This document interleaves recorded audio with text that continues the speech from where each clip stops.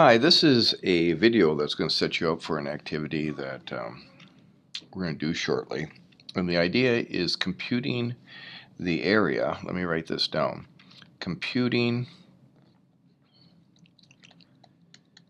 the area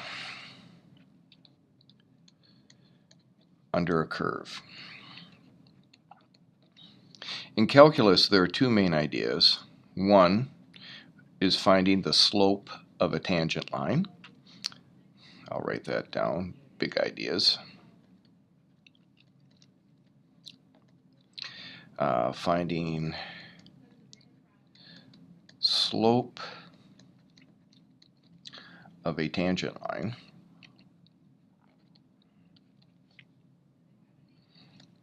Okay, which we call the derivative. The second one is this idea of finding the area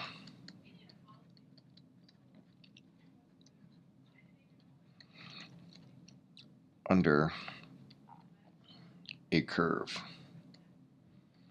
which we're going to call, and I'm going to get to in a bit, a definite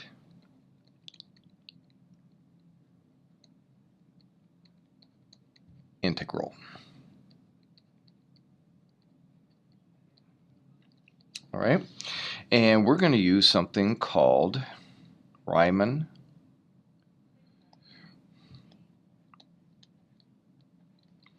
sums. And I'm going to give you an example of how to use Riemann sums. So I'm going to clear this screen. And basically the idea is, let's first of all have a function here, and this is the function I'm going to have. I'll have a negative x squared plus 4. And you're always given an interval. And my interval is going to be from negative 2 to a positive 2. And so if I looked at this graph, and this is what I'm going to have you do. So I'm going to find the area here, and if I would graph this, if I plug in negative 2, f of negative 2 is going to be 0. So over here at negative 2, I'm going to have 0. If I plug in 0 here, I'm going to get my y-intercept, which is going to be up here at 4. So this is 0, 4. And if I plug 2 in there, that gives me my other x-intercept. I'm going to have 0, 1, 2. So I have a parabola that comes down here. And I'm looking at figuring out the area underneath that curve. And what we're going to do is we're going to subdivide.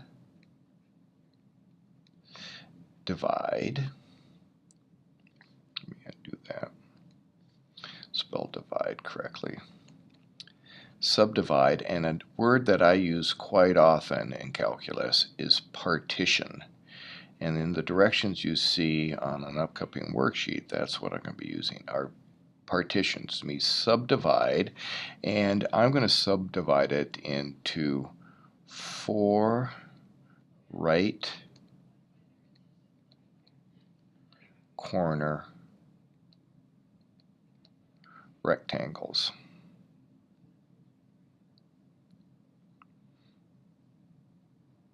Let me write rectangles here.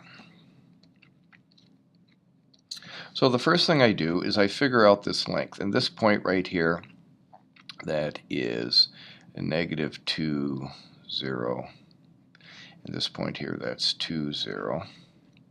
I can figure out that length, and I can count it and say 1, 2, 3, 4. Another way to figure that is I could take this rightmost point, which I'm going to call B, comma 0, and this leftmost point I'm going to call A, comma 0. And I can simply say 2 minus a negative 2 and I get 4, or another way to look at that, B minus A is equal to 4. Okay, right minus left. So I'm going to, I have a length of 4. This is my length. And since I have 4 right corner, I'm going to take that 4 and divide it by 4, and I'm going to come up with 1, and that means the base of my rectangle is going to be 1. So I'm going to have 4 of them that are like this, that are all going to have a base of 1. So if I start here and I go 1 unit to the right and I go straight up till I hit this curve, I create a rectangle. Now notice I went straight up. My height is right here where I intersect the curve. And right here I have a length of 1. I'm going to do the same thing here. I'm going to go to the right, I'm going to go all the way straight up, go all the way across, and make a rectangle. Now if you notice, my area on this side is an overestimate. It goes beyond, goes above the curve. That's okay because this is approximate. Now here I'm going to again go from right, go straight up, go across here, and now this rectangle is a little bit below, so it's going to be an underestimate. Here I can't go up at all, can I? Because this is where I touch the curve. The curve is right here. So right here I have a height of 0, and that's what happens there. So really I only got 3 rectangles. Here I have no rectangles because I can't go up anymore. So I'm going to figure out this rectangle. It has a base of 1 and this height. Well, how do I figure that height in? Well, I'm going to put in, it has, this point right here is a -1. And if I plug a -1 into here, I get a -1 squared, which is 1. This is make it negative, so it's a -1 now, plus 4, this is going to be 3. This height right here is 3. This width right here is 1. So the area of this rectangle is 3, right in here. Now, right here is my next rectangle. It has a width of 1, and it has a height of, when I put 0 in here, because my x value right here is 0. So if I put 0 in here, I'm going to have 0 squared, which is 0. The opposite of 0 is 0. 0 plus 4 is 4. So this has a height of 4. So let me write this down here. I had for my first rectangle 1 times 3. For my second rectangle I'm going to have 1, right? I have a width of 1, but this time it's 4 high. So I'm going to have 1 times 4 plus. Now I have this rectangle. It has a width of 1, and when I put in, what is this x value? This x value is 1. When I plug it in here, I get 3, so it has a height of 3, so I'm going to have 1 times 3 plus, now I already said geometrically this is 0, so if I look at this and put in 2, because that's the value in here, I'll get 2 squared, which is 4, the opposite of 4, the -4, -4 plus 4 is 0, so I could take, mathematically it'd be 1 times 0, so my approximate area is going to be 3 plus 4 plus 3 plus 0, and I get an approximate area of 10 square units underneath that curve. All right, let's take a look at another one. Let me clear this. And let me keep this. Let me change it slightly. Let's have f of x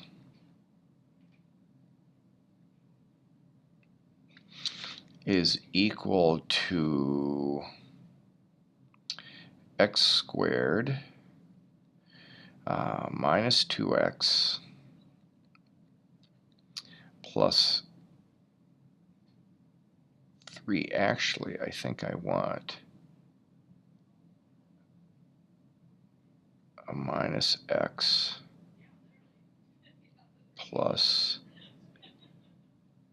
all right, let me clear this. Let's keep it with what I had. It'll be better. Again, I'm going to keep negative x squared plus 4. And what I'm going to do is I'm going to partition it into 8. So I'm going to have 8 rectangles, 8 left corner rectangles. Again, I'm going to draw my graph here. I'll make it a little bit bigger.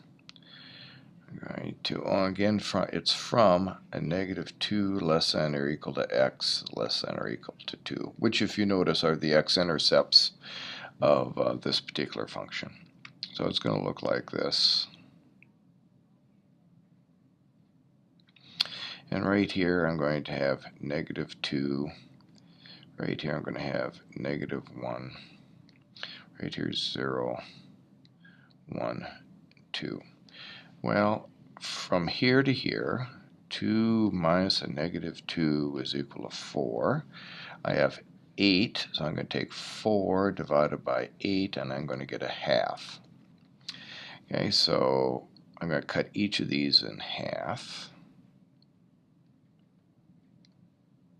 Let me count. 1, 2, 3, 4, 5, 6, 7, 8. And now I'm going to start here on the right because I'm going left, so I'm going to go up to the curve, go over and down. Up to the curve, make a rectangle, down.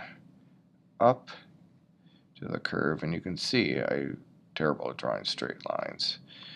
Up, over, down. So they make rectangles.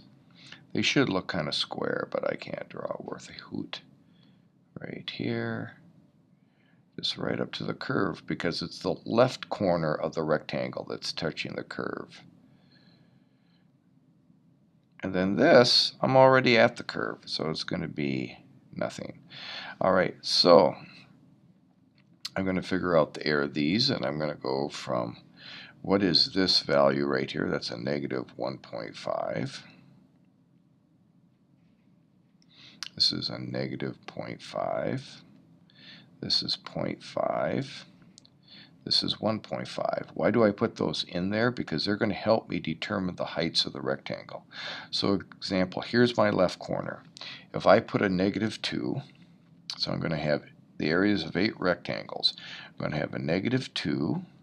My height is, when I put a -2 in here, what do I get? I get 0. That's what I expected from my drawing.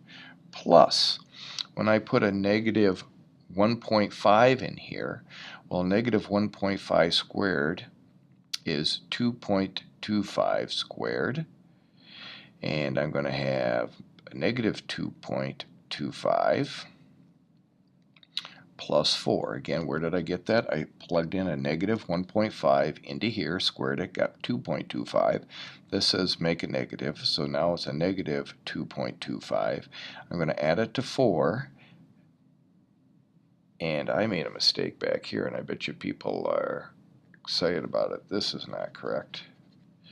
This right here is, this width was 0.5 times 0, because the width of my rectangle is 0.5. So right here it's going to be plus 0.5. That's this rectangle right now. So width of 0.5 times this height. And this height is going to be 1. If I add a -2.25 to 4, I'm going to get 1.75 plus. Now again, the widths are all the same, so this is going to be 0.5 times, what do I get when I put 0.5, or excuse me, a -1 in here, because I'm using the left. When I put a -1 in here, well, if I put a -1, I'm going to get a -1 squared, which is 1, but I'm going to make it negative, so it's going to be a -1 plus 4, that's going to be 3, plus, now I'm going to do the same thing here. This width is 0.5, and I'm going to put a -0.5 in there. That's how I'm at this point right here. And if I square 0.5, I get 0.25, so it's going to be a -0.25 plus 4. and I'm going to get times 3.75. So there's 1, 2, 3, 4, plus, now I'm looking at this one right here. Well, x is 0, and I'm going to have 0.5 plus, or excuse me, not plus, times this height, right? Base times height. And if I plug 0 in there, 0 squared, I'm going to get 4. So there's 1, 2, 3, 4, 5 rectangles, plus, and there's this one. Again, I'm going to put 0.5 in there, which I've done. So I'm going to have 0.5 times, if I plug 0.5 in there, I got this, remember? So it's going to be 3.75 plus, again, my width is 0.5 times, right here I'm at 1. If I put 1 in there, I'm going to get 3. Plus, I'm now over to this one. Let's see, I got 1, 2, 3, 4, 5, 6, 7.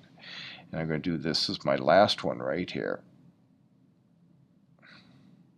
So if I put 1.5 in there, that was this one right here. So I'm going to have 0.5 times 1.75. All right, so what do I get? I get a big fat 0 here. Plus 0.5 times this, I believe, is 0.875. I believe that's correct.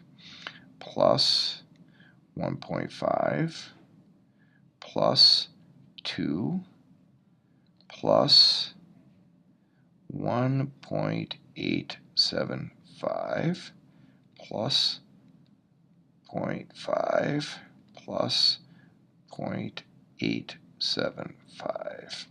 1, 2, 3, 4, 5, 6. 1, 2, 3, 4,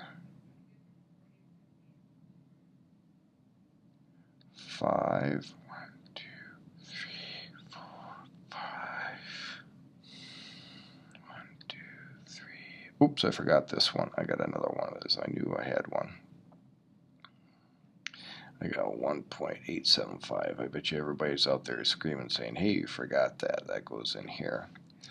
Plus 1, 2, 3, 4, 5, 6, 7, 8. All right, so I don't have that. I have all 8 of them. So that's going to give me, if I add these two together, well, if I add these, let's see, if I have 2, I have 0.875 here plus 0.875 here. That's going to give me 1.75. I have 1.5 plus 1.5. That's going to give me a plus 3. I have these two. That's going to give me plus 3.75 plus 2. That's going to give me, these two together are 5. Plus, if I add these two together, I get 5.5.